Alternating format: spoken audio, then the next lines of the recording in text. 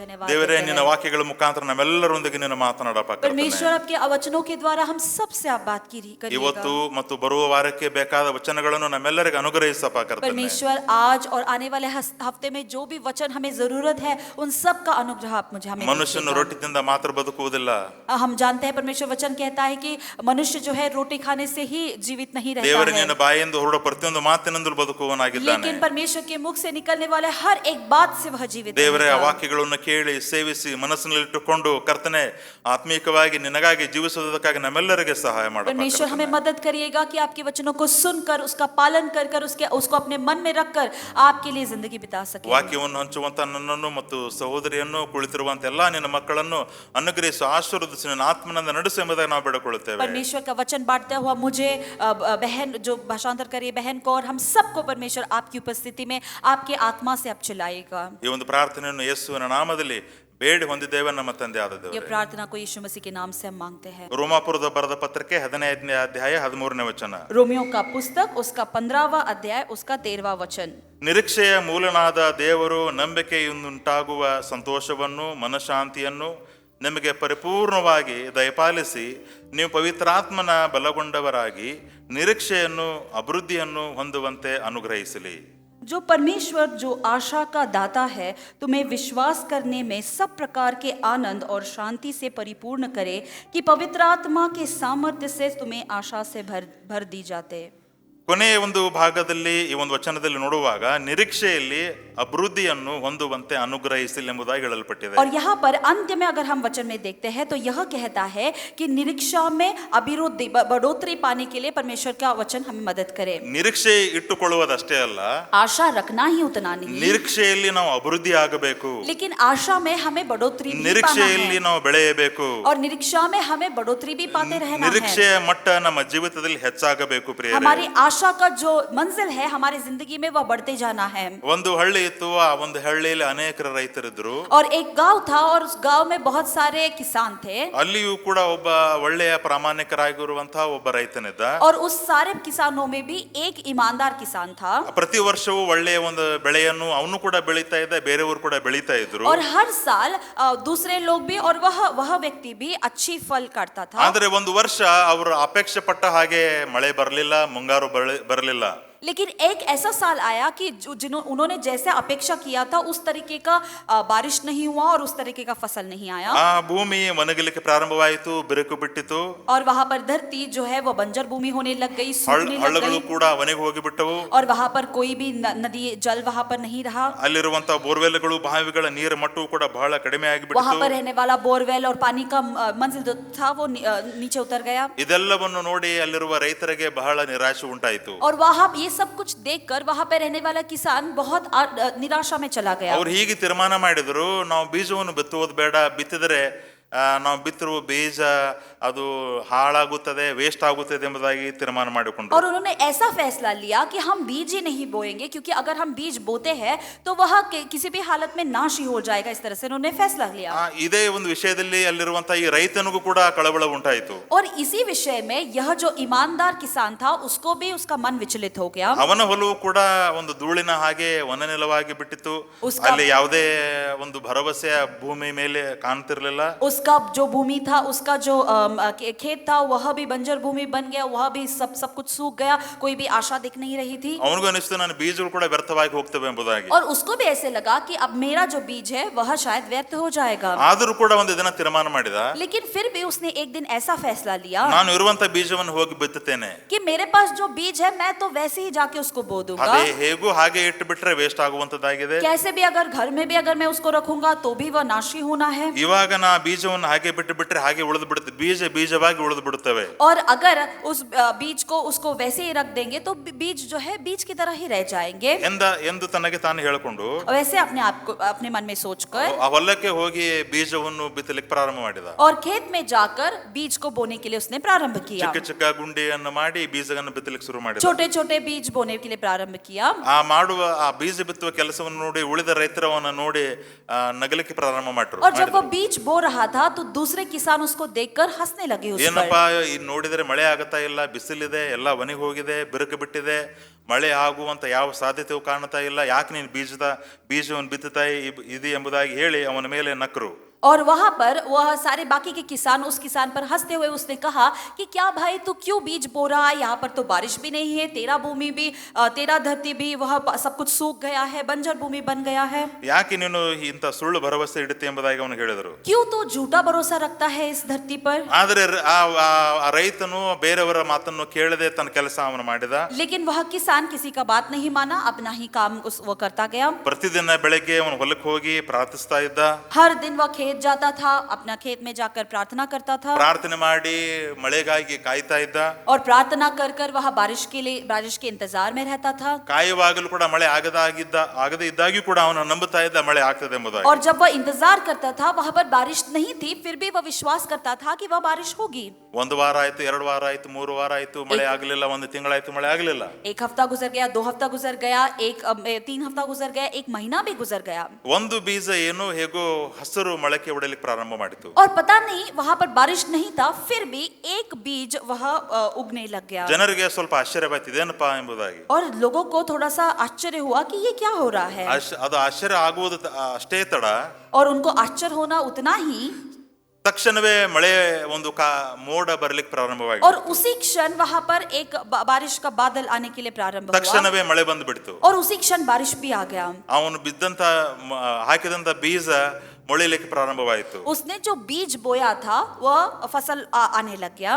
ಅದಕ್ಕಾಗಿ ಜನರಿಗೆ ಆಶ್ಚರ್ಯವಾಯಿತು. इसलिए लोग बहुत अचंभित हो गए. ಅವನು ಹೋಗಿ ಕೇಳಿದ್ರು, ಇಂತೆಲ್ಲ ಅಸಾಧ್ಯಗಳ ಪರಿಸ್ಥಿತಿಯಲ್ಲೂ ಕೂಡ ನೀನು ಹೇಗೆ ಹೋಗಿ ಆ ಬೀಜವನ್ನು ಬಿತ್ತಿದೆ ಎಂಬುದಾಗಿ ಅವರು और ಹೇಳಿದರು. उसको जाकर उन्होंने पूछा कि यह असंभव स्थिति में भी तूने क्या बात सोचकर वहां पर जाकर बीज बोया. ಅವಾಗ ಅವನು ಮಾತು ಹೇಳಿದ, और उसने तब एक बात ऐसे कहा ನನಗೆ ನಿರೀಕ್ಷೆ ಇತ್ತು, कि मुझे एक आशा था, ನನಗೆ ಭರವಸೆ ಇತ್ತು, मुझे एक भरोसा था, ನಾನು ದೇವರಲ್ಲಿ ಪ್ರಾರ್ಥನೆ ಮಾಡಿದ್ದೇನೆ, ದೇವರು ನನ್ನ ಪ್ರಾರ್ಥನೆಯನ್ನು ಕೇಳ್ತಾನೆ ಎಂಬುದಾಗಿ. कि मैंने परमेश्वर में प्रार्थना किया है और परमेश्वर मेरे प्रार्थना को सुनते हैं. ಅದಕ್ಕಾಗಿ ಭರವಸೆ ಅನ್ನುವುದು ಒಂದು ಬೀಜ ಇದ್ದ ಹಾಗೆ. इसीलिए भरोसा जो है एक बीज के समान है. ನಾವು ಅದನ್ನು ಬಿತ್ತಬೇಕು. हमें उसको बोना है. ಬಿತ್ತದೇ ಹೋದರೆ अगर हम उसको बोएंगे ही नहीं, ಅದು ಸಸಿಯಾಗಿ ಬರುವುದನ್ನೇ ಇಲ್ಲ. वह उगेगा कैसे. ಬೀಜ ಮನೆಯಲ್ಲಿ ಇಟ್ಕೊಂಡು ಕೂತ್ಕೊಂಡು ಬಿಟ್ರೆ अगर हम उस बीज को घर में रखकर बैठ ಅದು जाएंगे, ಬೀಜವಾಗಿ ಉಳಿಯುತ್ತದೆ. वह बीज बीज ही रहेगा.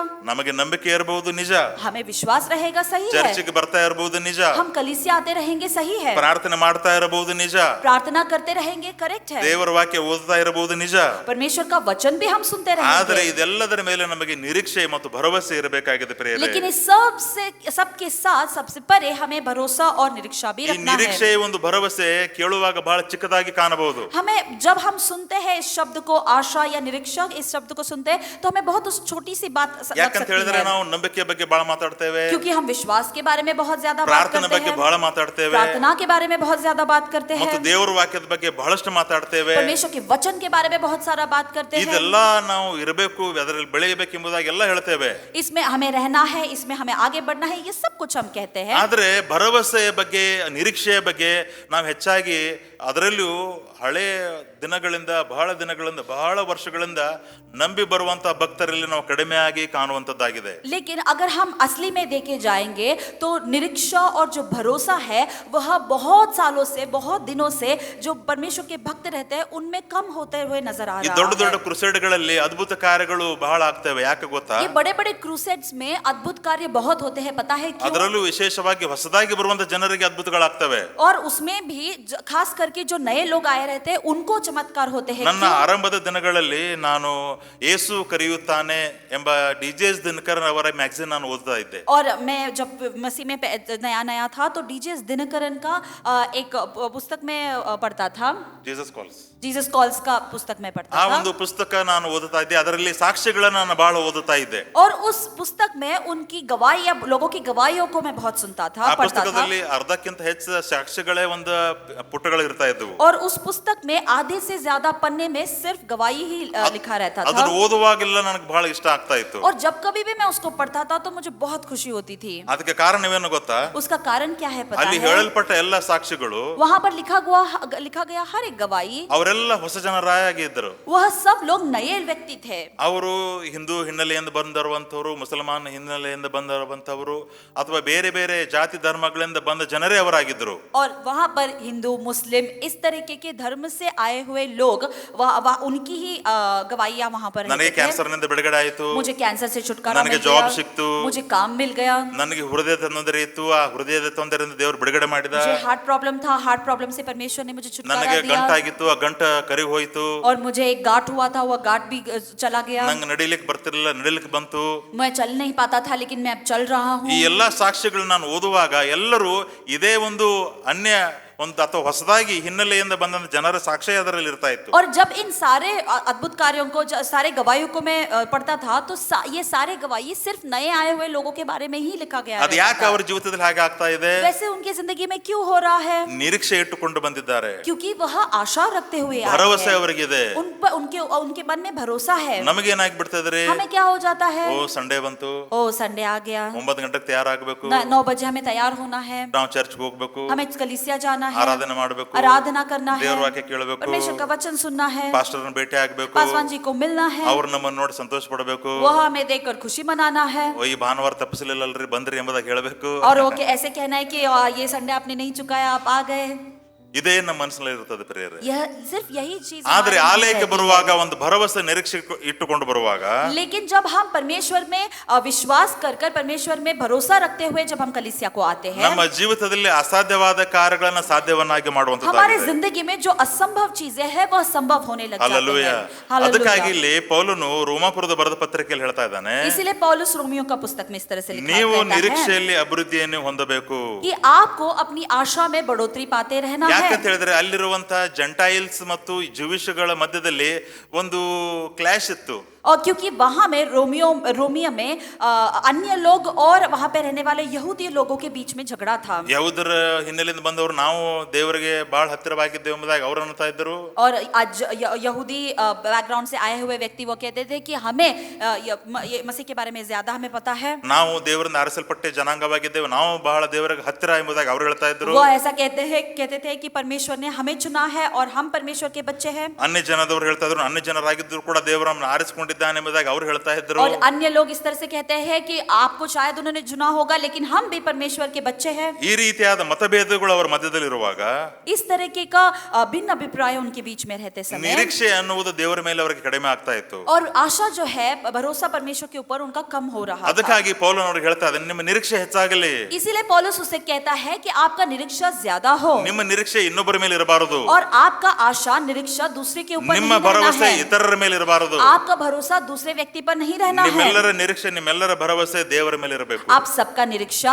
आशा और भरोसा परमेश्वर के ऊपर ही रहना है। Hallelujah, hallelujah, hallelujah. हालेलुया। ಅದಕ್ಕಾಗಿ ಪ್ರಿಯ, ನಮ್ಮ ನಿರೀಕ್ಷೆ, ನಮ್ಮ ಭರವಸೆ ಜನರ ಮೇಲೆ ಅಲ್ಲ, ದೇವರ ಮೇಲೆ ಇರಬೇಕಾಗಿದೆ ಪ್ರಿಯರೇ. इसीलिए परमेश्वर के भक्त जन मैं कहना चाहता हूँ कि हमारा निरीक्षा और हमारा भरोसा किसी मनुष्य के ऊपर या अपने ऊपर नहीं लेकिन परमेश्वर के ऊपर रहना है। ಅದಕ್ಕಾಗಿ ಈ ಪೌಲನು ಹೇಳ್ತಾ ಇದ್ದಾನೆ, ನಿಮ್ಮ ನಿರೀಕ್ಷೆಯಲ್ಲಿ ನೀವು ಅಭಿವೃದ್ಧಿಯನ್ನು ಹೊಂದಬೇಕು. इसीलिए पौलुस यह बात कह रहा है कि आपकी निरीक्षा में आपको बढ़ोतरी पाना है। ಇಲ್ಲಿ ನಿರೀಕ್ಷೆ ಅಂತ ನೋಡುವಾಗ, यहाँ पर निरीक्षा के बारे में जब हम देखते हैं, ನಿರೀಕ್ಷೆ ಮೂಲನಾದ ದೇವರು, और निरीक्षा का मूल रहने वाला परमेश्वर, ನಮ್ಮ ನಿರೀಕ್ಷೆಯ ಮೂಲ ದೇವರಾಗಿದ್ದಾನೆ. हमारा आशा का जो मूल है वह परमेश्वर ನಮ್ಮ है। ಕರ್ತನಾದ ಯೇಸು ಸ್ವಾಮಿ ಆಗಿದ್ದಾನೆ ಪ್ರಿಯರೇ. हमारा परमेश्वर यीशु मसीह है, वो ಅವನೇ ಮೂಲವಾಗಿದ್ದಾನೆ. वही हमारा मूल है। ಈ ನಿರೀಕ್ಷೆಯು ಮೂಲನಾದ ದೇವರಿಂದ ನಿರೀಕ್ಷೆ ಹೊಂದಿಕೊಳ್ಳಬೇಕಾದ್ರೆ, अगर हम इस आशा का मूल परमेश्वर, उनसे हमें आशा को पाना है, ನಮಗೆ ನಂಬಿಕೆ ಇರಬೇಕು. हमें विश्वास रहना ಆ है, ನಂಬಿಕೆಯಿಂದ ಆದಂತ ಸಂತೋಷ ನಮಗಿರಬೇಕು.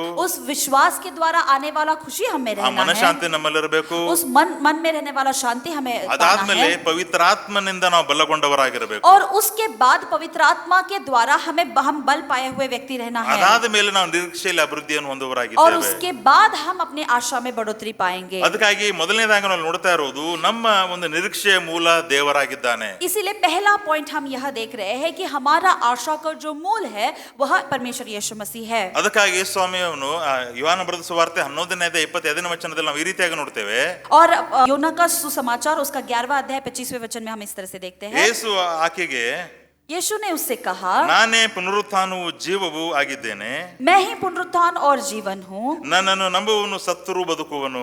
मुझ पर जो विश्वास करेगा वो मरने पर भी जीवित रहेगा। ಹಲ್ಲೆಲೂಯಾ. हालेलुया। ಯೇಸು ನಿರೀಕ್ಷೆಯ ಬಗ್ಗೆ ಮಾತನಾಡ್ತಾ ಇದ್ದಾನೆ. यीशु मसीह निरीक्षा के बारे में बात कर ಬೇರೆ रहा है। ಯಾರು ಒಂದು ಪುನರುತ್ಥಾನ ಅದು ಜೀವ ಅಲ್ಲ, ನಾನೇ ಆಗಿದ್ದೇನೆ. वह उसे ये बात कह रहा है कि कोई और पुनरुत्थान और जिंदगी नहीं है, लेकिन वो मैं ही हूँ. ನಾನೇ ಪುನರುತ್ಥಾನವು ಜೀವವು. मैं ही पुनरुत्थान और जिंदगी हूँ. ನನ್ನನ್ನು ನಂಬುವವನು ಸತ್ತರೂ ಬದುಕುವನು. मुझ पर जो विश्वास करेगा वो मरने पर भी जीवित रहेगा. ಇದು ನಿರೀಕ್ಷೆ ಆಗಿದೆ ಪ್ರಿಯರೇ. यह निरीक्षा ಈ है. ನಿರೀಕ್ಷೆ ಎಲ್ಲಿಂದ ಬರ್ತಾ ಇದೆ? यह निरीक्षा कहाँ से आ रहा है? ಯೇಸುವಿನಿಂದಲೇ ಬರ್ತಾ ಇದೆ. ये यीशु मसीह के द्वारा ही आ ಬೇರೆ रहा है. ಯಾವುದೇ ಕಡೆಯಿಂದ ನಿರೀಕ್ಷೆ ಬರ್ತಾ ಇಲ್ಲ. यह निरीक्षा किसी और कहीं और से नहीं आ रहा है. ಕಾರಣ ಅವನು ಪುನರುತ್ಥಾನ ಮತ್ತು ಜೀವವಾಗಿದ್ದಾನೆ. क्योंकि वह ही पुनरुत्थान और जिंदगी है. ಯಾಕಂತ ಹೇಳಿದ್ರೆ ಯೇಸುವೆ ಸತ್ತವರೊಳಗಿಂದ ಎದ್ದು ಬಂದಿದ್ದಾನೆ. क्योंकि यीशु मसीह खुद मरे मुर्दों में से जी उठे हैं. ಯೇಸು ಸತ್ತವರೊಳಗೆ ಸಮಾಧಿಯಾಗಿ ಅಲ್ಲಿ ಆತನು ಉಳಿಯಲಿಲ್ಲ ಪ್ರಿಯರೇ. यीशु मसीह मुर्दों के साथ उसी समाधि में वहीं पर नहीं रहे. ಒಂದು ವೇಳೆ ಹಾಗಿರುವುದಾಗಿದ್ರೆ ನಾವು ಯಾರು ಕೂಡ ಇಲ್ಲಿ ಸೇರಿ ಬರ್ತಿರ್ಲಿಲ್ಲ. अगर ऐसा रहता तो आज आप और मैं हम कोई भी यहाँ पर नहीं आ सकते थे. हालेलुया. हालेलुया. ಯೇಸು ಸ್ವಾಮಿ ನಮಗಾಗಿ ಶುಕ್ರವಾರದಂದು ಸತ್ತರು.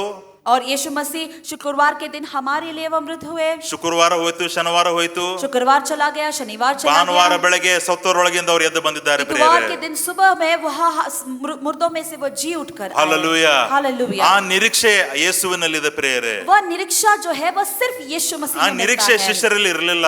वही आशा शिष्यों में नहीं था. ಅದಕ್ಕಾಗಿ ಅವ್ರು ಚದುರು ಹೋಗ್ಬಿಟ್ರು. इसीलिए वह सब लोग भटक गए. ಅದಕ್ಕಾಗಿ ಅವ್ರು ಓಡಿ ಹೋಗ್ಬಿಟ್ರು. इसीलिए वो सब लोग भाग गए. ಅವ್ರಿಗೆ ನಂಬಿಕೆ ಇತ್ತು, उनमें विश्वास था. ದೇವರ ವಾಕ್ಯವನ್ನು ಕೇಳಿದ್ದಾರೆ, परमेश्वर का वचन सुना है, ಅದ್ಭುತಗಳನ್ನು ನೋಡಿದ್ದಾರೆ, अद्भुत कार्यों को उन्होंने देखा है, ಅದ್ಭುತಗಳನ್ನು ಹೊಂದಿಕೊಂಡಿದ್ದಾರೆ. अद्भुत कार्यों को पाया भी है. 5 ರೊಟ್ಟಿ 2 ಮೀನುಗಳಿಂದ 5,000 ಜನರು ಊಟ ಮಾಡಿದ್ದನ್ನು ನೋಡಿದ್ದಾರೆ. उन्होंने देखा है कि किस तरह से परमेश्वर 5 रोटी और 2 मछलियों से 5,000 लोगों को खाना खिलाया है. ಆದ್ರೆ ಸ್ಥಿತಿ ಬದಲಾವಣೆ ಆದಾಗ ಯಾವುದು ಕೂಡ ಕೆಲಸ ಮಾಡ್ತಾ ಇಲ್ಲ. लेकिन परिस्थिति जब बदलाव हो जाती है तो कोई भी चीज काम नहीं कर रहा ಅದಕ್ಕಾಗಿ था. ಪ್ರಿಯರೇ, ನಮ್ಮ ಜೀವಿತದಲ್ಲಿ ಸ್ಥಿತಿಗಳ ಮೇಲೆ ಅವಲಂಬಿತವಾಗಿರಬಾರದು. इसीलिए हम अपने हालातों पर भरोसा नहीं रखना ನಮ್ಮ है. ಹಣದ ಮೇಲೆ ನಾವು हम ಅವಲಂಬಿತರಾಗಿರಬಾರದು. अपने आप पर भी भरोसा नहीं रखना ಹಣದ है. ಮೇಲೆ ಹಣದ ಮೇಲೆ हम पैसों पर भी निर्भर नहीं ನಮ್ಮ होना है. ಆಸ್ತಿಯ ಮೇಲೆ ಅವಲಂಬಿತರಾಗಿರಬಾರದು. हमारे पास जो प्रॉपर्टी है उस पर भी हमें अपने आप पर ನಮ್ಮ भरोसा नहीं रखना है. ಸ್ಥಾನಮಾನಗಳ ಮೇಲೆ ನಾವು हमें ಅವಲಂಬಿತರಾಗಿರಬಾರದು. हमारे पास दिया गया स्थान पे उसके ऊपर हमें भरोसा नहीं ನಾನು रखना है. ಹೇಳಲಿಕ್ಕೆ ಬಯಸ್ತಾ ಇರುವುದು ಇದೆಲ್ಲ ಇರಬಾರದೆಂಬುದಾಗಿ ಅಲ್ಲ. मैं यह नहीं कहना चाहता हूँ कि ये सब नहीं रहना ನಮಗೆ है. ಹಣ ಬೇಕು, हमें पैसों की ಮನೆ जरूरत है, ಬೇಕು, घर भी चाहिए, ನೌಕರಿ ಬೇಕು, नौकरी भी चाहिए, ಸ್ಥಾನಮಾನ ಬೇಕು, और स्थान और मान भी ಸಮಾಜದಲ್ಲಿ ಒಳ್ಳೆ चाहिए, ಹೆಸರು ಬೇಕು. समाज में एक अच्छा नाम भी चाहिए. ಆದ್ರೆ लेकिन ನಮ್ಮ ನಿರೀಕ್ಷೆ ಇವುಗಳ ಮೇಲೆ ಇರಬಾರದು. हमारी आशा जो है इस विषय पर नहीं रहना है. ಈ ಒಂದು ಕಾರ್ಯಗಳ ಮೇಲೆ ಇರಬಾರದು. इन विषयों पर नहीं रहना ಯಾರು है. ಪುನರುತ್ಥಾನ ಜೀವವಾಗಿದ್ದಾನೋ ಆತನ ಮೇಲೆ ನಮ್ಮ ನಿರೀಕ್ಷೆ जो ಇರುವಂತದ್ದಾಗಿರಬೇಕು ಪ್ರಿಯರೇ. पुनरुत्थान और जिंदगी देने वाला जो परमेश्वर यीशु मसीह है, उन पर हमें अपना आशा को हालेलुया. रखना है. हालेलुया. ಪ್ರಿಯರೇ, ಇವತ್ತು ಬಂದಿರುವಂತ ಎಲ್ಲ ಪ್ರಿಯ ಸಹೋದರ ಸಹೋದರಿಗಳನ್ನು ಕೇಳಲಿಕ್ಕೆ ಬಯಸ್ತಾ ಇದ್ದೇನೆ, और यहाँ ನಿಮ್ಮ पर- ನಿರೀಕ್ಷೆ ಯಾರ ಮೇಲೆ ಇರುವಂತದ್ದಾಗಿದೆ? और यहाँ पर आए हुए हर एक भाई बहन से हम पूछना चाहते हैं कि आपकी आशा आज किस पर है? ದೇವರು ನಮಗೋಸ್ಕರ ವಾಗ್ದಾನಗಳನ್ನು ಮಾಡಿದ್ದಾನೆ. परमेश्वर ने हमारे लिए वायदे को किया है, ಅವುಗಳ ಮೇಲೆ ನಾವು ನಿರೀಕ್ಷೆ ಇಟ್ಟುಕೊಳ್ಳೋಣ ಪ್ರಿಯರೇ. और हम उन वायदों पर अपने भरोसा रखेंगे. ಕೀರ್ತನೆಗಳು 62, 5 ಮತ್ತು 6ನೇ ವಚನದಲ್ಲಿ ಈ ರೀತಿಯಾಗಿ ನಾವು ನೋಡ್ತೇವೆ. और वचन संहिता 62 उसका 5वां अध्याय और 6ठा अध्याय वचन हम इस तरह से देखते हैं. ದಾವೀದನು ಈ ರೀತಿಯಾಗಿ ಹೇಳ್ತಾ ಇದ್ದಾನೆ, दाऊद इस तरह से कहता ನನ್ನ है, ಮನವೇ हे मेरे प्राण, ದೇವರನ್ನೇ ನಂಬಿ ಶಾಂತವಾಗಿರು, ನನ್ನ ನಿರೀಕ್ಷೆಯು ನೆರವೇರುವುದು ಆತನಿಂದಲೇ. ಆತನೇ ನನಗೆ ಶರಣನು, ರಕ್ಷಕನು, ದುರ್ಗವು, ನಾನು ಕದಲುವುದಿಲ್ಲ. हे मेरे प्राण, शांति से परमेश्वर की प्रतीक्षा कर, क्योंकि मेरी आशा उसी से है. वह मेरी चट्टान है और मेरा उद्धार है, और वह मेरा गढ़ है और मैं नहीं हिलूंगा. ಹಲ್ಲೆಲೂಯಾ. ದಾವೀದನ ಒಂದು ಸ್ಥಿತಿ ಅಶಾಂತವಾಗಿದೆ ಪ್ರಿಯರೇ. और दाऊद का हालात जो है वो अशांत है. ದಾವೀದನ ಒಂದು ಸ್ಥಿತಿ ಅದು ಅನಾನುಕೂಲಕರವಾದ ಸಂಗತಿಯಾಗಿದೆ और ಪ್ರಿಯರೇ. दाऊद कोई भी आरामदायक स्थिति में नहीं है. ಆತನು ಬಹಳ ಕಠಿಣವಾದ ಪರಿಸ್ಥಿತಿಯಲ್ಲಿ ದಾಟಿ ಹೋಗ್ತಾ वो ಇದ್ದಾನೆ. बहुत कठिन हालातों से होकर अशांतियಲ್ಲಿದ್ದಾನೆ. गुजर रहा है. अशांति में था, ನೆಮ್ಮದಿ ಇಲ್ಲ, और कोई भी ಸಮಾಧಾನ ಇಲ್ಲ, और शांति नहीं है, ಇರಲಿಕ್ಕೆ ಸ್ಥಳವಿಲ್ಲ, रहने के लिए जगह नहीं है, ಸರಿಯಾದ ಆಹಾರವಿಲ್ಲ. ठीक से खाना खाने के लिए ಆದರೂ नहीं ಕೂಡ है. ಅವನು ಹೇಳ್ತಾ ಇದ್ದಾನೆ ತನ್ನ ಮನಸ್ಸಿಗೆ, ದೇವರನ್ನೇ ನಂಬಿ ಶಾಂತವಾಗಿರು. फिर भी वो अपने मन से कह रहा है कि हे मेरे मन, तू परमेश्वर में शांत होकर प्रतीक्षा ನನ್ನ ಮನವೇ कर. ಶಾಂತವಾಗಿರು, ದೇವರನ್ನೇ ನಂಬು ಎಂಬುದಾಗಿ ಹೇಳಲಿಕ್ಕೆ ಕಾರಣವೇನು? वहां पर वह इस तरह से क्यों कहता है कि हे मेरे मन, तू शांत रह और परमेश्वर में प्रतीक्षा कर? ಅವನ ನಿರೀಕ್ಷೆ ದೇವರಾಗಿದ್ದ ಪ್ರಿಯರೇ. क्योंकि उसका आशा जो है वह परमेश्वर ಅವನ में था। ನಿರೀಕ್ಷೆ ಯಾವುದೇ ಆಯುಧಗಳಾಗಿರಲಿಲ್ಲ, वह उसकी आशा किसी भी आयुध में नहीं ಅವನ था। ನಿರೀಕ್ಷೆ ಯಾವುದೇ ಸಮವಸ್ತ್ರವಾಗಿರಲಿಲ್ಲ. वह उसका आशा जो है किसी भी हथियार में नहीं था। ಗೊಲಿಯಾತನನ್ನು ನಾನು ಸಾಯಿಸುತ್ತೇನೆಂಬುದಾಗಿ ಸೌಲನ ಮುಂದೆ ಅರಸನ ಮುಂದೆ ಹೋಗಿ ಹೇಳಿದ. उसने अब राजा साउल के सामने जाकर कहा कि इस गोलियत को मैं मार गिराऊंगा। ಅವನು ಹೇಳಿದ, ಇಷ್ಟು ಚಿಕ್ಕ ಬಾಲಕನಾಗಿದ್ದಿ ನೀನೇ ಹೊಡಿತಿ ಎಂಬುದಾಗಿ ಹೇಳಿದ. और उसने पूछा कि तू तो इतना छोटा बच्चा है कि क्यों कैसे तू उसको मार ಇಲ್ಲ, देगा? ನಾನು ಅವನು ಹೊಡಿತೇನೆ ಎಂಬುದಾಗಿ ಹೇಳಿದ. लेकिन उसने फिर से कहा कि नहीं, फिर भी मैं मार दूंगा। ಏನೇ ಆಗಲಿ ಸತ್ರ ಸಾಯಿಲ್ ಎಂಬುದಾಗಿ ತೀರ್ಮಾನ ಮಾಡಿರಬಹುದು ಅವರು. और शायद उस टाइम साउल ने ऐसे सोचा होगा कि मर गया तो मर जाने दो। ಅವನು ಹೇಳಿದ್ರು ಎಲ್ಲ ತಂದು ಕೊಡ್ರಪ್ಪ ಅವನಿಗೆ ಬಟ್ಟೆ. और उसने कहा कि सारे हथियार और सारे कपड़े वगैरह वस्त्र वगैरह लेकर आ ಸೈನಿಕನ जाओ। ಹಾಕುವಂತ ಎಲ್ಲ ಸಮವಸ್ತ್ರ ತಂದು ಕೊಡ್ರಿ ಎಂಬುದಾಗಿ ಹೇಳಿದ್ರು. और उसने कहा कि एक सैनिक डालने वाला सारा हथियार और सारे कपड़ों को लेकर आओ। ಅವನಿಗೆ ಕತ್ತಿ ತಂದು ಕೊಡ್ರಿ, ಅದನ್ನ ತಂದು ಕೊಡ್ರಿ, ढाल ತಂದು ಕೊಡ್ರಿ ಎಲ್ಲ ಹೇಳಿರಬಹುದು. उसने कहा कि हथियार लेकर आओ, ढाल लेकर आओ, सब कुछ दिया होगा ಅದು ಯಾವುದು उसको। ಅವನಿಗೆ ಬರಲೇ ಇಲ್ಲ. लेकिन वह कुछ भी चीज उसको आया फिट ही नहीं हुआ। ಹೆಲ್ಮೆಟ್ ತಲೆಗೆ ಬರಲಿಲ್ಲ, वह हेलमेट भी नहीं आया, ಆ ಕವಚ ತಲೆಗೆ ಬರಲಿಲ್ಲ, वह कवच भी नहीं आया, ಆ ಗುರಾಣಿ ಎತ್ತಲಿಕ್ಕೆ ಬರಲಿಲ್ಲ, उसके हाथ में वो ढाल भी नहीं पकड़ ಆ पाया, ಕತ್ತೆ ಎಬ್ಬಿಸಲಿಕ್ಕೆ ಬರಲಿಲ್ಲ. वह हथियार भी नहीं उठा पाया। ಅವನೆಲ್ಲ ಅಲ್ಲೇ ಬಿಟ್ಟ. वह सब कुछ वहीं पर छोड़ गया। ಬಿಟ್ಟು ಬರೀ ಏನ್ ತಗೊಂಡು ಹೋದ, ಕವನೆ ತಗೊಂಡು ಹೋದ. लेकिन वो सब कुछ छोड़कर क्या लेकर गया? सिर्फ एक गुफन लेकर गया। ಆ ಕವನೆ ತಗೊಂಡು ಹೋದ್ರು ಕೂಡ ಕವನೆಯ ಮೇಲೆ ಅವನಿಗೆ ನಿರೀಕ್ಷೆ ಇರಲಿಲ್ಲ ಪ್ರಿಯರೇ. वह गुफन लेकर तो गया था, लेकिन उस गुफन पर उसके ऊपर उसका भरोसा नहीं था। ಅವನ ನಿರೀಕ್ಷೆ ಯಾರ ಮೇಲಿತ್ತು? उसका भरोसा किस पर था? ಯಾರ ಮೇಲಿತ್ತು? किस पर था? ಜೀವಿಸುವ ಯೆಹೋವ ದೇವರ ಮೇಲೆ. जो जिंदा परमेश्वर यहोवा के ऊपर था। Hallelujah, hallelujah. ಅವನು ತೆಗೆದುಕೊಂಡು ಹೋಗಿದ್ದು ಕಲ್ಲುಗಳು ಎಷ್ಟು? उसने कितने पत्थर को वो लेकर गया? ಎಷ್ಟು ತೆಗೆದುಕೊಂಡು ಹೋಗಿದ್ದ? कितने पत्थर को लेकर गया? 5. 5 पत्थर को लेकर 5 गया। ಕಲ್ಲು ಹೊಡೆದ ಅವನಿಗೆ? क्या 5 भी पत्थर, 5 सारे 5 का पत्थर उसने इस्तेमाल किया? ಇಲ್ಲ, नहीं, ಒಂದೇ ಒಂದು ಕಲ್ಲ. सिर्फ एक। ಒಂದೇ ಕಲ್ಲಿನಿಂದ ಅವನು ಬಿದ್ದು ಬಿಟ್ಟ. सिर्फ एक पत्थर से वह गिर ಅದು गया। ಬೀಳಲಿಕ್ಕೆ ಕಾರಣವೇನು? वो गिरने का कारण क्या है? ದೇವರ ಮೇಲೆ ಇಟ್ಟಂತ ಭರವಸೆ, कि उसने जो परमेश्वर के ऊपर भरोसा रखा ದೇವರ था, ಮೇಲೆ वह ಇಟ್ಟಂತ ಒಂದು ನಿರೀಕ್ಷೆ. परमेश्वर के ऊपर जो भरोसा रखा था, ಅದಕ್ಕಾಗಿ ಕೀರ್ತನೆಗಳು 62:6 ವಚನದಲ್ಲಿ ಈ ರೀತಿಯಾಗಿ ಹೇಳ್ತಾನೆ, इसीलिए भजन संहिता 62 उसका 5वां वचन और 16 वचन, ಆತನೇ ನನಗೆ ಶರಣನು ರಕ್ಷಕನು ದುರ್ಗವು, ನಾನು ಕದಲುವುದಿಲ್ಲ.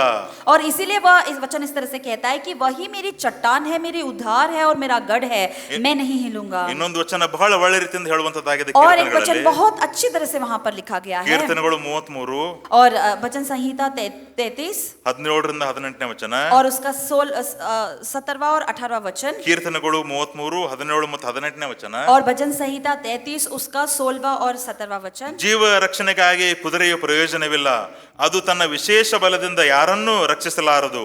ಯೆಹೋವನಾದರೋ ತನ್ನಲ್ಲಿ ಭಯಭಕ್ತಿ ಉಳ್ಳವರನ್ನು ಕಟಾಕ್ಷಿಸುತ್ತಾನೆ, ತನ್ನ ಕೃಪೆಯನ್ನು ನಿರೀಕ್ಷಿಸುವವರನ್ನು ಲಕ್ಷಿಸುತ್ತಾನೆ. और जिंदगी बचाने के लिए कोई घोड़ों का बल या रथों का बल की जरूरत नहीं है, लेकिन जो भी व्यक्ति अपना विश्वास को यहोवा के ऊपर डालेगा, यहोवा उसकी रक्षा करेगा। ಹಲ್ಲೆಲೂಯಾ. हालेलुया। ಜೀವ ರಕ್ಷಣೆಗಾಗಿ ಯಾವ ಕುದುರೆಯೂ ಪ್ರಯೋಜನವಿಲ್ಲ ಪ್ರಿಯರೇ. अपनी जिंदगी को बचाने के लिए कोई भी अश्वबल की जरूरत नहीं है। ಯಾರು ಕೂಡ ತಮ್ಮ ವಿಶೇಷ ಬಲದಿಂದ ತಮ್ಮನ್ನು ರಕ್ಷಿಸಿಕೊಳ್ಳಲಾರರು. कोई भी विशेष शक्ति से अपने आप को बचा नहीं सकता है। ಆದ್ರೆ ಯಾರು ಭಯಭಕ್ತಿ ಉಳ್ಳವರಾಗಿದ್ದಾರೋ, लेकिन जो भी परमेश्वर में भय मानते ಯಾರು हैं, ದೇವರ ಮೇಲೆ ಭರವಸೆ ಇಟ್ಟಿದ್ದಾರೋ, जो भी परमेश्वर के ऊपर भरोसा ಯಾರು करते हैं, ದೇವರ ಮೇಲೆ ನಂಬಿಕೆ ಇಟ್ಟಿದ್ದಾರೋ, जो भी परमेश्वर के ऊपर विश्वास रखते ಯಾರು हैं, ಆತನನ್ನೇ ನಿರೀಕ್ಷಿಸುತ್ತಾರೋ, जो भी परमेश्वर में निरीक्षा करते हैं, ದೇವರು ಅವರನ್ನು ಲಕ್ಷಿಸುತ್ತಾನೆ ಪ್ರಿಯರೇ. परमेश्वर उनको उद्धार करता है, उनको ಹಲ್ಲೆಲೂಯಾ, देखता है। Hallelujah, hallelujah. हालेलुया। ಕಳೆದ ದಿನಗಳ ಹಿಂದೆ ಒಬ್ಬ ದೊಡ್ಡ ಸಿನಿಮಾ ನಟ ತೀರಿ ಹೋಗಿಬಿಟ್ಟ. और बहुत दिन पहले एक बहुत बड़ा सिनेमा का जो एक्टर था वह निधन हो गया उसका। ಒಳ್ಳೆಯ ಒಬ್ಬ ನಾಯಕನ ನಟನು. वह बहुत अच्छा एक्टर था, ಇನ್ನೂ ಅವರಿಗೆ ಜೀವಿಸಬೇಕೆಂಬುದು ಹಂಬಲ. और भी उसको जिंदा रहने की आशा था। ಜೀವಿಸುವುದಕ್ಕಾಗಿ ಬಹಳಷ್ಟು ಪ್ರಯತ್ನ ಮಾಡ್ತಾ ಇದ್ದಾರೆ. वह बहुत कोशिश कर रहा था कि वो जिंदा रहे। ಬಹಳಷ್ಟು ಎಕ್ಸರ್ಸೈಸ್ ಮಾಡುವುದು, ಬಹಳಷ್ಟು ಡಾಕ್ಟರ್ ಸಲಹೆಗಳ ತೆಗೆದುಕೊಳ್ಳುವುದು ಎಲ್ಲವನ್ನು ಮಾಡ್ತಾ ಇದ್ದಾರೆ. वो सब कुछ कर रहे थे, वो एक्सरसाइज कर रहे थे, डॉक्टर से सलाह ले रहे थे कि किस तरह से और भी अपना सेहत को अच्छी तरह से रख सकते हैं। ಏನೋ ಸ್ವಲ್ಪ ಮಿಸ್ಕಮ್ಯುನಿಕೇಶನ್ ಆಗಿ ನ್ಯೂಸ್ ನಲ್ಲಿ ಅವರು ತೀರ್ ಹೋದ್ರು ಎಂಬ ಸಮಾಚಾರ ಬಂತು. और कुछ मिसकम्युनिकेशन होने के बाद न्यूज में आया कि वह मृत हो गए। ಅವರ ಕುಟುಂಬದ ವರ್ಗದವರೆಗೆ ಬಹಳ ಬೇಜಾರಾಯಿತು. उनके परिवार वालों को बहुत तकलीफ ಅವರಿಗೆ हुआ, ಬಹಳ ಸಿಟ್ಟು ಬಂತು. उनको बहुत गुस्सा आया। ಯಾರನ್ನಾದ್ರೂ ನ್ಯೂಸ್ ಮೀಡಿಯಾದವ್ರು ನೋಡಿದರೆ ಹೊಡಿಲಿಕ್ಕೆ ಅವ್ರು ಹೋಗ್ತಾ ಇದ್ರು. और कोई अगर न्यूज या मीडिया वालों को देखते थे तो उनको मारने के लिए वो चले जाते थे। ಸಹಜ, ಅವರಿಗೆ ಬೇಜಾರಾಗೇ ಆಗಬಹುದು. और सही बात है, उनको बुरा लगता ही है। ಆದ್ರೆ ಅದಾದ 8 ದಿವಸದೊಳಗಾಗಿ ಆ ನಾಯಕ ನಟ ತೀರ್ ಹೋಗ್ಬೇಕು. लेकिन ಬಿಟ್ಟು ಹೋದ್ರು ಈ ಲೋಕವನ್ನ. लेकिन उस वो होने के सिर्फ 8 ही दिन बाद यह जो एक्टर था ये गुजर गया। ಸ್ಥಿತಿ ಬದಲಾವಣೆ ಆಗ್ಲಿಲ್ಲ. हालात बदलाव नहीं हुआ। ನಾನು ಹೇಳಲಿಕ್ಕೆ ಬಯಸ್ತಾ ಇರುವುದು, मैं क्या कहना चाहता ನಮ್ಮ हूँ, ಸ್ವಂತ ಬಲ, अपना खुद का बल, ನಮ್ಮ ಅಶ್ವ ಬಲ, अपना अश्व बल, ನಮ್ಮ ರಥದ ಬಲ, हमारा रथ का बल, ನಮ್ಮ ವಿಶೇಷವಾದ ಸಾಮರ್ಥ್ಯ ನಮ್ಮನ್ನು ಉಳಿಸುವುದಿಲ್ಲ ಪ್ರಿಯರೇ. हमारे पास रहने वाला विशेष शक्ति हमें नहीं बचाता है। ಕರ್ತನಾದ ಯೇಸು ಸ್ವಾಮಿಯವರೇ ನಮ್ಮನ್ನು ಉಳಿಸುವರಾಗಿದ್ದಾರೆ सिर्फ ಪ್ರಿಯರೇ. परमेश्वर यीशु मसीह ही हमें बचाते हालेलुया. हैं। हालेलुया। ಯೆರೆಮೀಯನ ಗ್ರಂಥ 17ನೇ ಅಧ್ಯಾಯ 7ನೇ ವಚನ, यिर्मयाह का लिखा हुआ अध्याय उसका 17वां अध्याय 7वा ವಚನ. 7वां वचन, ಯಾವನು ಯೆಹೋವನಲ್ಲಿ ನಂಬಿಕೆ ಇಟ್ಟಿದ್ದಾನೋ, ಯಾವನಿಗೆ ಯೆಹೋವನು ಭರವಸನಾಗಿದ್ದಾನೋ ಅವನು ಧನ್ಯನು. धन्य है वह मनुष्य जो प्रभु पर भरोसा करता है, वह उसका जिसका भरोसा प्रभु है। ಹಾಲೆಲೂಯಾ. हालेलुया। ಹಾಲೆಲೂಯಾ. हालेलुया। ನಮ್ಮ ನಿರೀಕ್ಷೆಯ ಮೂಲ ದೇವರಾಗಿದ್ದಾನೆ. हमारा निरीक्षा का जो ನಮ್ಮ मूल है, वह ನಿರೀಕ್ಷೆಯ ಮೂಲ परमेश्वर ಕರ್ತನಾದ ही है। ಯೇಸು ಸ್ವಾಮಿಯವರಾಗಿದ್ದಾರೆ. हमारा निरीक्षा या ಆತನ आशा ಮೇಲೆ का मूल है ಆತನ जो ಮೇಲೆ परमेश्वर- ಭರವಸೆ ಇಡೋಣ. सिर्फ उसी पर भरोसा ಆತನ रखेंगे। ಮೇಲೆ ನಾವು ನಿರೀಕ್ಷೆ ಇಟ್ಟುಕೊಳ್ಳೋಣ सिर्फ ಪ್ರಿಯರೇ. उसी पर हम भरोसा रखेंगे। ನಾವೆಂದಿಗೂ ನಿರಾಶೆಗೆ हम ಒಳಗಾಗುವುದಿಲ್ಲ. कभी भी निराश नहीं होंगे। ಹಾಲೆಲೂಯಾ. हालेलुया। ಎರಡನೇ ಒಂದು ವಿಷಯ ಈ ವಚನದಲ್ಲಿ ನೋಡ್ತಾ ಇರುವಂತದ್ದು, और दूसरा विषय इस वचन में हम इस तरह से देखते हैं, ಸಂತೋಷ ಮತ್ತು ಮನಃಶಾಂತಿಯ ಬಗ್ಗೆ ನಾವು ನೋಡ್ತಾ ಇದ್ದೇವೆ. यहाँ पर खुशी और मन की शांति के बारे में हम ಯಾವ देखते ನಂಬಿಕೆ हैं। ನಮ್ಮಲ್ಲಿದೆಯೋ और जो विश्वास हम में है, ಆ ನಂಬಿಕೆಯ ಮುಖಾಂತರ ನಮಗೆ ಸಂತೋಷ ಮನಃಶಾಂತಿ ಉಂಟು ಆಗುವಂತದ್ದಾಗಿದೆ. और उस विश्वास के द्वारा हमें खुशी और मन की शांति प्राप्त होती है। ಈ ಲೋಕದಲ್ಲಿ ನೋಡುವಾಗ ಮನಃಶಾಂತಿಯನ್ನು ಹುಡುಕುವರಾಗಿದ್ದೇವೆ और ನಾವೆಲ್ಲರೂ. इस दुनिया में अगर हम देखेंगे तो मन की शांति की खोज हम सब लोग करते हैं। ಸಂತೋಷವನ್ನು ನಾವು ಬಯಸುವರಾಗಿದ್ದೇವೆ. हम सब लोग खुशी की खोज में रहते हैं। ಎಂಟರ್ಟೈನ್ಮೆಂಟ್ ನಾವು हम ಬಯಸುವರಾಗಿದ್ದೇವೆ. सब लोग एंटरटेनमेंट की ओर देखते हैं। ಈ ಒಂದು ವಿಷಯದ ಹಿಂದೆ ಅನೇಕ ಯವನಸ್ಥರು ಹೋಗಿ ತಮ್ಮ ಜೀವಿತವನ್ನು ಹಾಳು ಮಾಡಿಕೊಂಡಿದ್ದಾರೆ इस ಪ್ರಿಯರೇ. विषय के पीछे बहुत सारे जो जवान बच्चे हैं वह उसके पीछे लगकर अपनी जिंदगी को खराब कर लेते हैं। ಕಣ್ಣಿಗೆ ಕಾಣುವಂತದ್ದು ಎಲ್ಲವೂ ಸುಂದರವಾಗಿ ಕಾಣುವಂತದ್ದು ಅದು ಒಳ್ಳೆಯದೆಂಬುದಾಗಿ ನಾವು ಎನಿಸಲಿಕ್ಕೆ ಆಗುವುದಿಲ್ಲ. कभी भी हम ऐसे नहीं सोच सकते हैं कि जो भी हम अपने नजरों को अच्छा दिखता है वह अच्छा ही है। ಅದು ಸಂತೋಷಕರವಾಗಿ ನಮಗೆ ಕಾಣುವುದಿಲ್ಲ. शायद वह अपने आंखों को शायद अच्छा ना दिखे, ಅದರಲ್ಲಿ ಮೋಸ ಇರುವಂತದ್ದಾಗಿದೆ ಪ್ರಿಯರೇ. वह अच्छा नहीं दिखता है क्योंकि आदरे लेकिन ದೇವರ ಮೇಲೆ ನಂಬಿಕೆ ಇಟ್ಟು परमेश्वर के ऊपर विश्वास ದೇವರ रखकर ಮೇಲೆ ಭರವಸೆ ಇಡುವುದಾದರೆ अगर परमेश्वर के ऊपर भरोसा रखेंगे, ದೇವರು ಆ ನಿರೀಕ್ಷೆ ಮುಖಾಂತರ ಸಂತೋಷ ಮನಃಶಾಂತಿಯನ್ನು ಉಂಟು ಮಾಡುವವನಾಗಿದ್ದಾನೆ. परमेश्वर उस निरीक्षा के द्वारा हमें खुशी और मन की शांति देता है। ನಿರೀಕ್ಷೆಯನ್ನು ಕಳೆದುಕೊಳ್ಳುವಾಗ जब हम निरीक्षा को खो लेते हैं, ಆ ದೇವರ ಸಮಾಧಾನ, ದೇವರ ಆ ಒಂದು ಮನಃಶಾಂತಿಯನ್ನು ಕೂಡ ನಾವು ಕಳೆದುಕೊಳ್ತೇವೆ. परमेश्वर का वो शांति और परमेश्वर जो हमें मन का शांति देते हैं वो भी हम खो देते हैं। ಯೋಹಾನ ಬರೆದ ಸುವಾರ್ತೆ 14ನೇ ಅಧ್ಯಾಯದಲ್ಲಿ ನಾವು ನೋಡ್ತಾ ಇದ್ದೇವೆ. ನಮ್ಮೆಲ್ಲರಿಗೆ ಆ ಒಂದು ಸಂದರ್ಭ ಗೊತ್ತು. और योना का लिखा हुआ पुस्तक उसका 14 अध्याय में हम देखते हैं, ಯೇಸು ತಾನು ಬಿಟ್ಟು ಹೋಗುವುದರ ಬಗ್ಗೆ ಶಿಷ್ಯರಿಗೆ ಹೇಳ್ತಾ ಇದ್ದಾನೆ. यीशु मसीह अपने शिष्यों को छोड़कर जाने के उस विषय में बात कर रहा है। ಇಷ್ಟು ದಿವಸ ನಾನು ನಿಮ್ಮೊಂದಿಗಿದ್ದೆ, इतने दिनों तक मैं तुम्हारे साथ था, ನಾನು ಪರಲೋಕ ಹೋಗ್ತಾ ಇದ್ದೇನೆ, मैं अब स्वर्ग जा रहा ನಾನು हूँ, ನಿಮ್ಮೊಂದಿಗೆ ಇರುವುದಿಲ್ಲ मैं अब आपके साथ नहीं रहूंगा। ಎಂಬುದಾಗಿ ಹೇಳಿದಾಗ ಶಿಷ್ಯರಿಗೆ ಬೇಸರವಾಯಿತು. और ऐसा जब वह उन्होंने कहा तो शिष्यों को वो बुरा लग गया, ಅವರಿಗೆ ಕಳವಳ ಉಂಟಾಯಿತು. उनके मन में वह थोड़ा सा विचलित हो गए। ಅವಾಗ ಅವ್ರಿಗೆ ಹೇಳ್ತದೆ, ನೀವು ಕಳವಳಕ್ಕೆ ಒಳಗಾಗಬೇಡ್ರಿ, और तब वह कह रहा है कि तुम विचलित मत होना, ನೀವು ಚಿಂತೆಗೆ ಒಳಗಾಗಬೇಡ್ರಿ, तुम चिंता मत करना, ನಿಮ್ಮ ನಿರೀಕ್ಷೆ ನನ್ನ ಮೇಲೆ ಇರಲಿ, आपका निरीक्षा मुझ पर रहे, ಆ ಭರವಸೆ ನನ್ನ ಮೇಲೆ ಇರಲಿ आपका भरोसा मुझ पर रहे, ಎಂಬುದಾಗಿ ಹೇಳುತ್ತಾ उस तरह से कहते हुए 14ನೇ 27ನೇ ವಚನದಲ್ಲಿ ನಾವು ಈ ರೀತಿಯಾಗಿ ನೋಡ್ತೇವೆ. उसका 14वां अध्याय और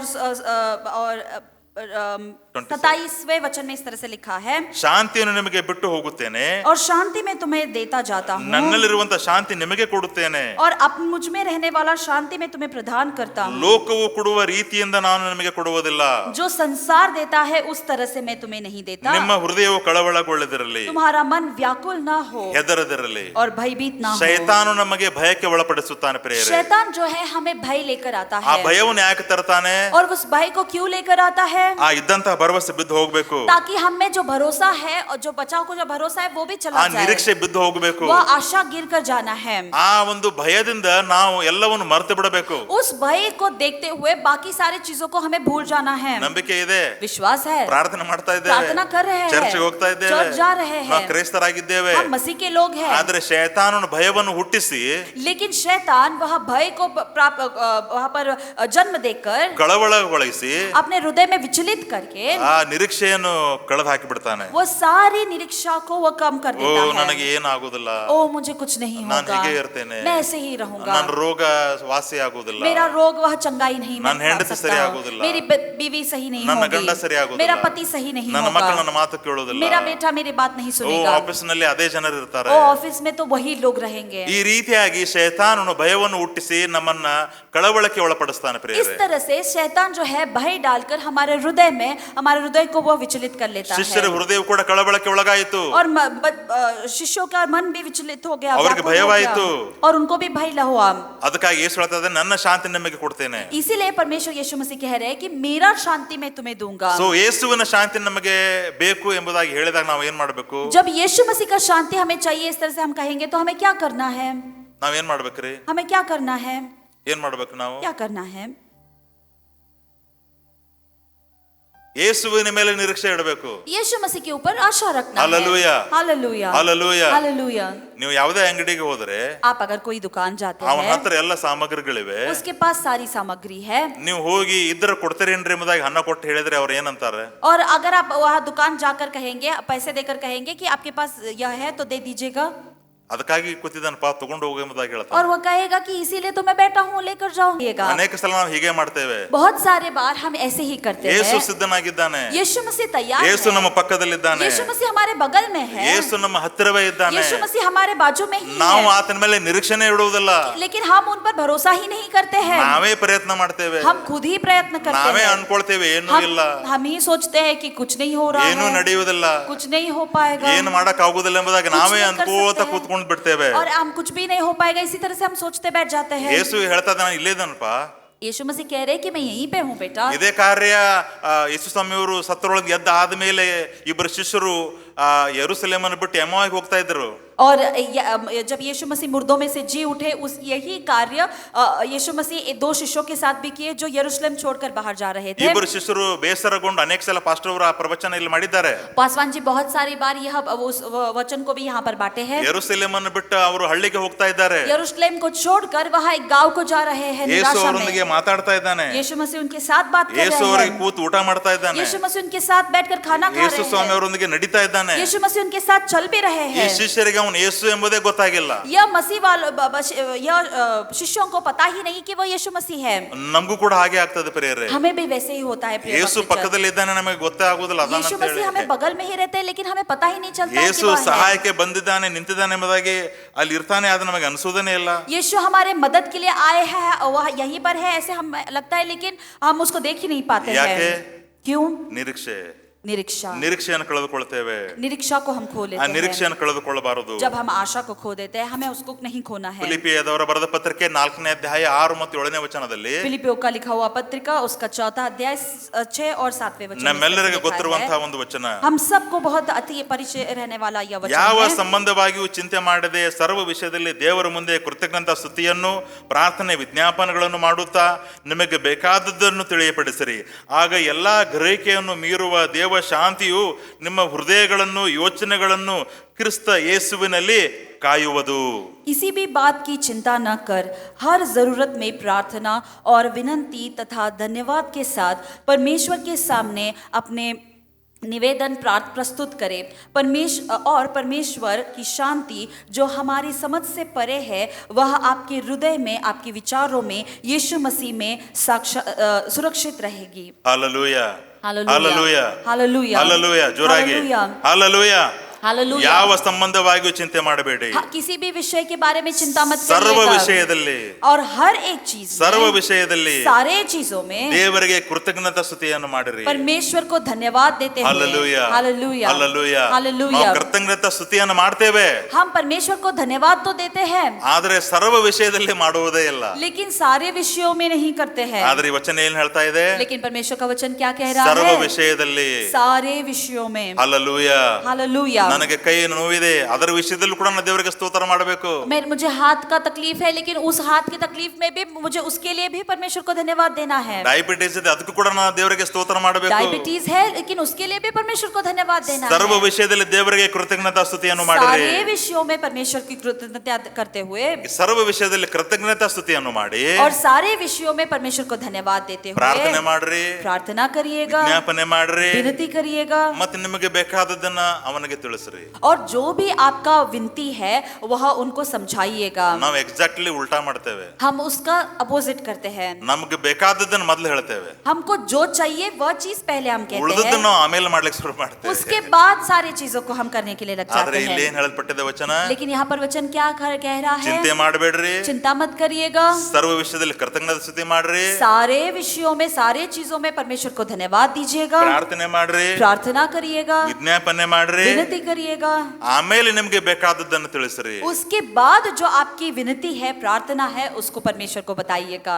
ನಾವೇನ್ ಮಾಡ್ತೇವ್ರಿ? हम क्या करते हैं? ಮೊದಲು ನಮಗೆ ಏನ್ ಬೇಕನ್ನೋದು ಹೇಳ್ತೇವೆ, पहले हमें जो चीज चाहिए वही उसके ಆಮೇಲೆ बारे में कहते ಪ್ರಾರ್ಥನೆ हैं. ಮಾಡ್ತೇವೆ, उसके बाद प्रार्थना करते हैं. ಫಾಸ್ಟಿಂಗ್ ಪ್ರೇಯರ್ ನಮ್ ಪ್ರೇಯರ್ ರಿಕ್ವೆಸ್ಟ್ ತಗೊಂಡ್ ಬರ್ತೇವೆ, उसके बाद उपवास प्रार्थना में प्रार्थना मनवी लेकर आते ಆನ್ಲೈನ್ हैं. ಪ್ರೇಯರ್ ನಮ್ ಪ್ರಾರ್ಥನೆ ತೆಗೆದುಕೊಂಡು ಬರ್ತೇವೆ. ऑनलाइन प्रेयर में हम प्रार्थना करवाते हैं. ಒಂದ್ ವೇಳೆ ದೇವರ ಪ್ರಾರ್ಥನೆ ಕೇಳಿದ್ರೆ अगर परमेश्वर प्रार्थना सुने रहते ನಾವು ದೇವರಿಗೆ ಸ್ತೋತ್ರ ಹೇಳ್ತೇವೆ. तो सुनते हैं तो हम परमेश्वर को धन्यवाद देते हैं. ಉಲ್ಟಾ ಮಾಡ್ತೇವಿಲ್ರಿ? हम उल्टा कर रहे हैं ना? ನಾನು ಹಾಗೆ ಮಾಡ್ತೇನೆ ಹೋದಲ್ರಿ? मैं भी वैसे ही करता हूँ ना. ಅದ್ರ ವಾಕ್ಯ ಏನ್ ಹೇಳ್ತಾ ಇದೆ? लेकिन परमेश्वर का वचन क्या कह रहा है? ಮೊದಲು ಸರ್ವ ವಿಷಯದಲ್ಲಿ ಏನ್ ಮಾಡಬೇಕು?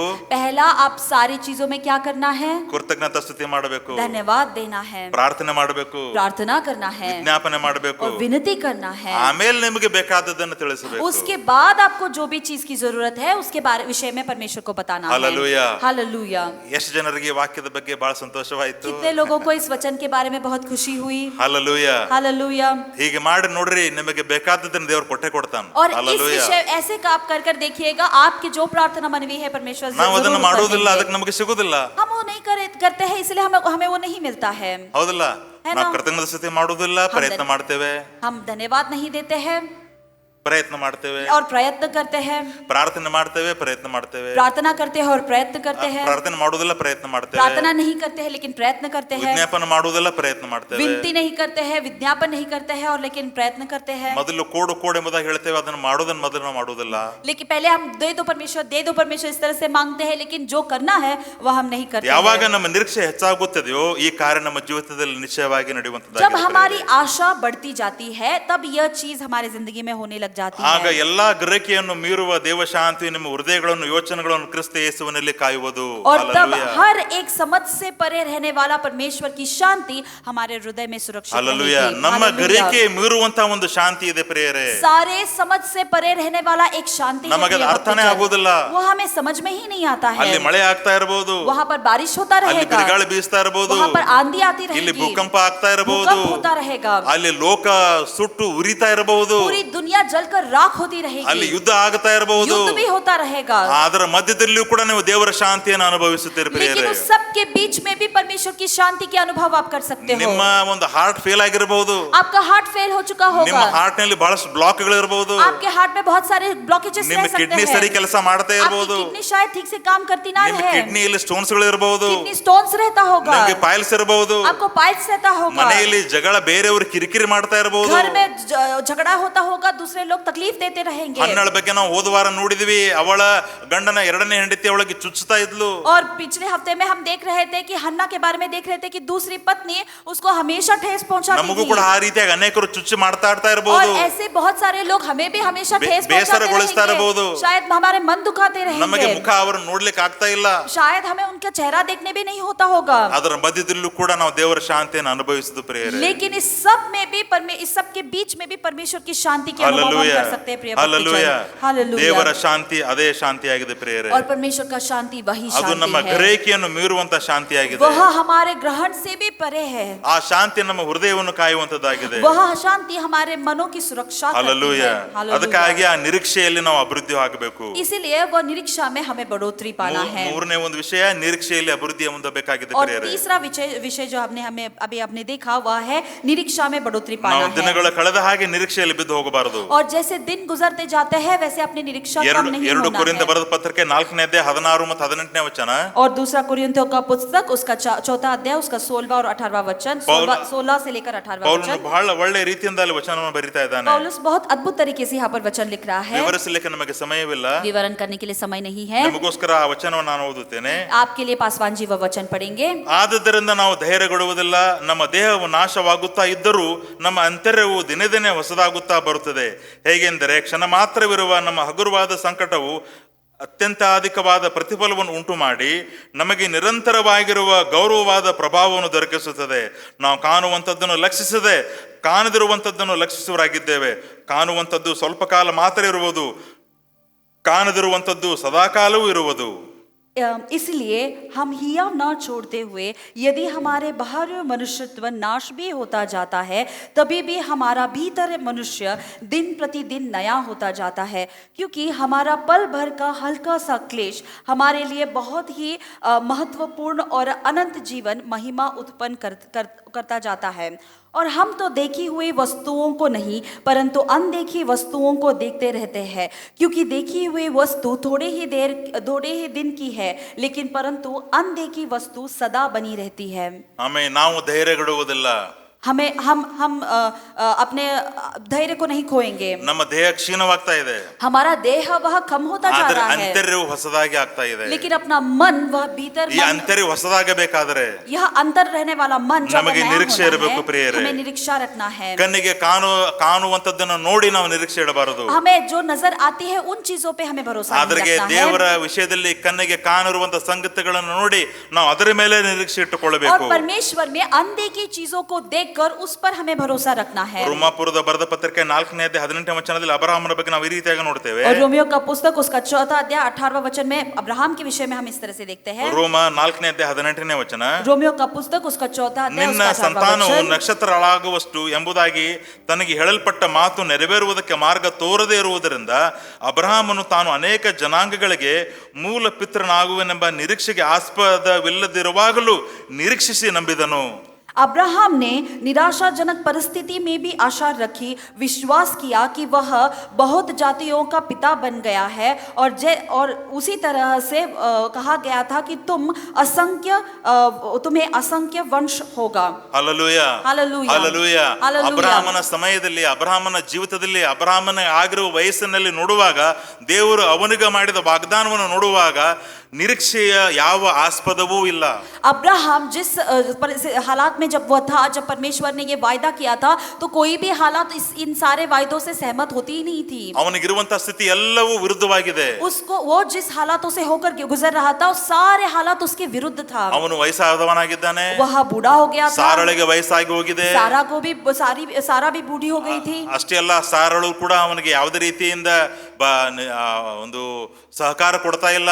और सारा भी किसी भी तरह का सहकरण नहीं दे रही ನೀನು है। ಬರೀ ದೇವರು ಎಂಬುದಾಗಿ ಇದೇ ರೀತಿಯಾಗಿದ್ದೆ ಎಂಬುದಾಗಿ ಅವನ ಮೇಲೆ ಬೇಸರವಾಗಿದ್ದಾಳೆ. उस पर सिर्फ वह कह रही है कि तू सिर्फ परमेश्वर कहता रहता है।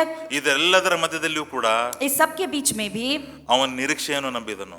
वह निरीक्षा में उसने भरोसा किया। हालेलुया ದೇವರು ಹೇಳಿದ್ದಾನಲ್ಲ, परमेश्वर ने कहा है ना, ನಕ್ಷತ್ರಗಳಾಗಿ ಸಂತಾನವನ್ನು ಕೊಡ್ತಾನೆ ಎಂಬುದಾಗಿ, कि तारों के समान मैं तेरी वंश को बढ़ाऊंगा। ಆ ನಿರೀಕ್ಷೆಯನ್ನು ಇಟ್ಟುಕೊಂಡನು उस ಪ್ರಿಯರೇ. निरीक्षा को उसने रखा। ಯಾರಾದರೂ ನೀವು ಇಟ್ಟಂತ ನಿರೀಕ್ಷೆಯನ್ನು ನಿರಾಶೆ ಪಡಿಸುವುದಕ್ಕಾಗಿ ಬಂದ್ರೆ ನಿರಾಶೆಗೆ ಒಳಗಾಗಬೇಡ್ರಿ. अगर कोई आपने रखा हुआ आशा को निराशा में बदलने के लिए अगर कोई आता है तो उस पर भरोसा मत करिएगा। ಅವ್ರು ಬಂದು ಹಿಂಗ್ ಹೇಳಿದ್ರಿ ಅದಕ್ಕೆ ನಾನು ಹಂಗ್ ಮಾಡಿದೆ ಎಂಬುದಾಗಿ ಹೇಳಲಿಕ್ಕೆ ಹೋಗ್ಬೇಡ್ರಿ. ऐसे मत कहिएगा कि उन्होंने आकर ऐसे किया इसलिए मैंने इस प्रकार बर्ताव किया। ಅವ್ರು ಬಂದು ಹೇಳಿದ್ರು ನಡೆಯುದಿಲ್ರಿ ಎಲ್ಲ ಕೆಲಸ ಮಾಡಿ ಏನು ಉಪಯೋಗ ಇಲ್ಲ ಎಂಬುದಾಗಿ ಅವ್ರು ಹೇಳುವಾಗ ನಾವು ಕಳ್ಕೊಂಡ್ ಬಿಡ್ತೇವೆ. और कोई लोग अगर आकर हमसे कहते हैं कि नहीं ये नहीं हो सकता, ये कभी भी संभव नहीं होगा, तो हम अपने आशा को खो देते हैं। ಏನಾದ್ರೂ ಕೆಲಸ ಆಗುವುದಿದ್ರೆ, अगर कोई काम होने वाला है, ಆ ಕೆಲಸದ ಬಗ್ಗೆ ಯಾರಿಗಾದ್ರೂ ಹೋಗಿ ಹೇಳಿದ್ರೆ, अगर उस काम के बारे में हम किसी को जाकर कहते हैं, ನಮಗೆ ಪ್ರೋತ್ಸಾಹ ಮಾಡುವುದನ್ನು ಬಿಟ್ಟು हमें प्रोत्साहन करना छोड़कर ನಮ್ಮ ಕಾಲಗಳನ್ನು ಕೂಡ ಕಳೆದು ಬಿಡ್ತಾರೆ. अपना हमारा जो धैर्य है उसको भी वो निकाल देते ಅಂತ हैं। ಸಮಯದಲ್ಲಿ ನಾವು ದೇವರ ಮೇಲೆ ನಿರೀಕ್ಷೆಯನ್ನು